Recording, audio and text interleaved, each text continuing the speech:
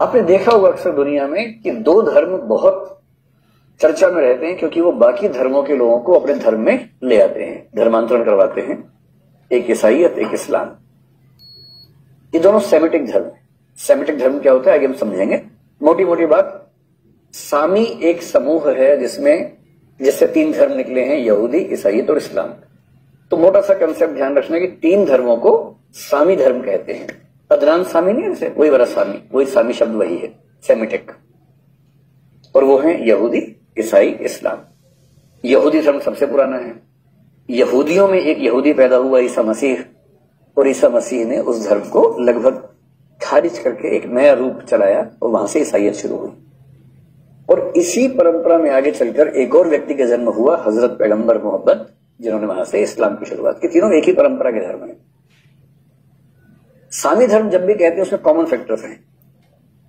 तीनों धर्म एक किताब मानते हैं, तीनों की एक ही किताब है, वही फाइनल है।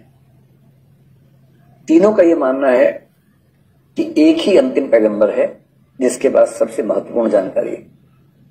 इसलिए इस्लाम बहुत सारे पैगंबर मानता है। ईसा मसीह भी इस्लाम में पैगंबर माने जाते हैं। हजरत मूसा जो कि यहूदियों के प्रवर्तक है, वो भी इस्लाम में पैगंबर माने जाते हैं। पर इस्लाम में जो अंतिम और सबसे महत्वपूर्ण पैगंबर है वो केवल एक है, पैगंबर मोहम्मद।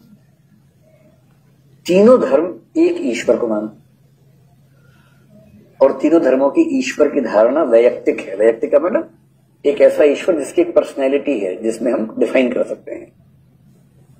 तो एक ईश्वर, और वो ईश्वर व्यक्तित्व संपन्न, एक पुस्तक, एक पैगंबर। ये फॉर्मेट जिन धर्मों में है उनको बोलते हैं सामी धर्म या सेमिटिक रिलीजन। बहुत इंटरेस्टिंग बात है कि जब तीनों बातें इतनी समान हैं तो हमें ऐसे उदाहरण क्यों नहीं मिलते कि यहूदियों ने किसी धर्म के लोगों का धर्मांतरण करवा लिया यहूदी धर्म में? ऐसे क्यों नहीं मिलते? इस्लाम का मिलता है, ईसाईयत का मिलता है। आपके हिंदू धर्म के ऐसे उदाहरण नहीं के बराबर मिलेंगे, जैन के नहीं के बराबर मिलेंगे, बौद्ध के नहीं के बराबर मिलेंगे। एक दौर था बौद्ध धर्म के प्रचार प्रसार का, पर धर्मांतरण करवाने के मामले कम मिलेंगे। प्रचार प्रसार में कई लोगों ने कर लिया, प्रभावित हो गए, ऐसे बेशक मिल जाए। इसके पीछे एक बड़ा मजेदार तथ्य है। ईसाई धर्म के कुछ लोगों का मानना है कि दुनिया में जितने लोग बाकी धर्मों में हैं वो गलत रास्ते पे हैं, उनको सही रास्ते पर लाना हमारा धर्म है, हमारा कर्तव्य है। तो सबको बोलते हैं, ट्राइबल एरियाज में काम करते हैं, गरीब बस्तियों में काम करते हैं, स्कूल बनाते हैं, हॉस्पिटल बनाते हैं, और प्रचार प्रसार करके मैदा फुसला के उनको ईसाई बना लेते हैं।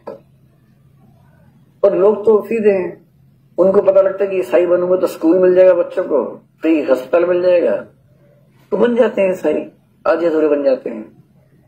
नाम क्या होता है? पहले नाम था राम सेवक चौधरी, अब नाम क्या हो गया? राम सेवक माइकल। ऐसा ऐसा होता है कि नाम का एक हिस्सा हिंदू, एक हिस्सा ईसाई चल रहा है। और वो नाम ऐसा क्यों रखते हैं? पंडित जी के पूछते क्या नाम है? राम सेवक। पादरी आए तो माइकल। काम चल रहा बढ़िया से। कमरे के अंदर भगवान जी की मूर्ति है, प्रतिमा है, उसके पीछे ईसा मसीह भी लगा रखी है। पंडित जी है तो भगवान जी ऊपर कर दिए, ईसाई वाला है तो ईसा मसीह सामने रख दिए।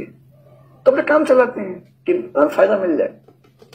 पर 2-3-4 पीढ़ियां होते होते धर्मांतरण का असर पूरा हो जाता है। फिर वो पूरा परिवार, पूरा समाज एक नए धर्म को मानने लगता है। ये प्रोसेस है कि धर्मांतरण कैसे समाजों में होता है। इस्लाम की भी यह धारणा रही है कि दुनिया के बाकी लोग काफिर हैं, गलत रास्ते पे हैं, उनको सही रास्ते पे लाना हमारा धार्मिक कर्तव्य है। और कुछ लोग कहते हैं कि जिहाद का मतलब यही है कि जो लोग इस्लाम को नहीं मानते उनको खत्म करेंगे और जो मान सकते हैं उनको मानने के रास्ते पर ले आएंगे। यहूदी क्यों नहीं करते? क्योंकि यहूदी लोगों का एक अलग ही विश्वास है। वो मानते हैं कि हम ईश्वर की चुनी हुई कौम हैं, बाकी लोग इस लायक ही नहीं है कि यहूदी बन सके। इतने नालायक हैं बाकी लोग। आप उनसे कहेंगे मुझे यहूदी बना लो, ना ना ना ना, हम चुने हुए लोग हैं भाई, इसमें एडल्ट्रेशन अलाउड नहीं है, मिलावट अलाउड नहीं है। आपको आश्चर्य होगा, एक कम्युनिटी है, जेहोवाज विटनेसेस कहते हैं उसको। बहुत प्रसिद्ध है, केस भारत में हुआ, केरल में बिजॉय इमैनुअल का केस है। अगर आप लॉ में इंटरेस्ट रखते होंगे तो आपने पढ़ा होगा। जेहोवाज विटनेसेस नाम की कम्युनिटी है तो ईसाई लोग, पर यहोवा यहूदियों के ईश्वर का नाम है। ये लोग इतने रिजिड हैं कि जब मरने वाले भी होते हैं तो ब्लड केवल जेहोवाज विटनेसेस में से ही किसी का लेते हैं, किसी और का खून भी नहीं लेते हैं। मर जाएंगे पर खून किसी और का नहीं लेंगे, क्योंकि हम चुने हुए लोग हैं। खून कहीं और से मिलावट हो गई, तब मैं आधा भगवान आधा शैतान हो गया, अब तो मैं कैसे काम चलेगा? इसलिए कहते हैं कि धर्म कितने हैं और धर्म का स्वभाव कैसा है, इससे सब चेंज हो जाता है। धर्म कितने हैं से बात समझ में आ रही? अगर धर्म का स्वभाव ऐसा है जो अतिवादी है, और कोई धर्म ऐसा हो सकता है जो उदार किस्म का धर्म हो, जो लचीला किस्म का धर्म हो, जो ये कहे कि हर व्यक्ति अपने हिसाब से जी सकता है। और उदारता के मामले में सैद्धांतिक रूप से हिंदू धर्म दुनिया का सबसे उदार धर्म माना जाता है, क्योंकि हिंदू धर्म में ना एक किताब, ना एक ईश्वर, ना एक पुरोहित, ना कोई चर्च की वैल्यू है। हिंदू धर्म में हर व्यक्ति को इतने अधिकार हैं जो बाकी धर्मों में नहीं। मैं आपको ये प्रीच नहीं करना चाह रहा, मैं आपको समझा रहा हूं धर्मों का अंतर, जो कि धर्म दर्शन की पुस्तकें मानती। आप ईश्वर में भी चॉइस है आपके पास। आप कहें कि मैं युवा हूं, मुझे कृष्ण जी अच्छे लगते हैं, ठीक है भाई, अभी कृष्ण जी वाला समय चल रहा है आपका, बाद में राम जी वाला समय आ जाएगा, अंत में शिव जी का नहीं है। तो जब तक शिव जी का समय नहीं आ रहा तब तक कृष्ण और राम कर दीजिए।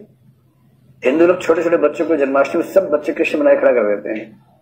आप छोटे छोटे बच्चों को सब कृष्ण बन के घूम रहे हैं, उनकी सहेलियां राधा बन के घूम रही हैं, क्योंकि उस उम्र में राम सीता बनाने में वो बात नहीं आएगी। अभी तो चंचल होने का उम्र है, तो कृष्ण बनाते हैं बच्चों को। लेकिन जब बच्चा बड़ा होता है फिर लोग कहते हैं अब तुम राम बन जाओ, हमारा ध्यान रखना, बल्कि श्रवण कुमार बन जाओ। ये चॉइस दुनिया में किसी धर्म में नहीं।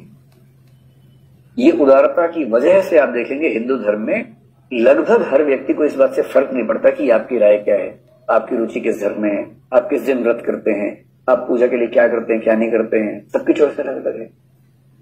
इसका नुकसान भी है, एकता पैदा नहीं होती, बिखरा हो जाता है। तो यदि धर्म की प्रकृति उदार है तो वहां क्या होगा? चिंतन की स्वतंत्रता होगी। कोई आपको बिना बात के परेशान नहीं करेगा, आपका अपना रुझान में जैसा आपका मन करता है कर लीजिए। तो कुल मिला के स्वतंत्रता का भाव होगा। और यदि अतिवादी है, रिजिड है, रूढ़िवादी धर्म है, तो इसका मतलब है कि वहां आपको आज्ञा पालन करना होगा।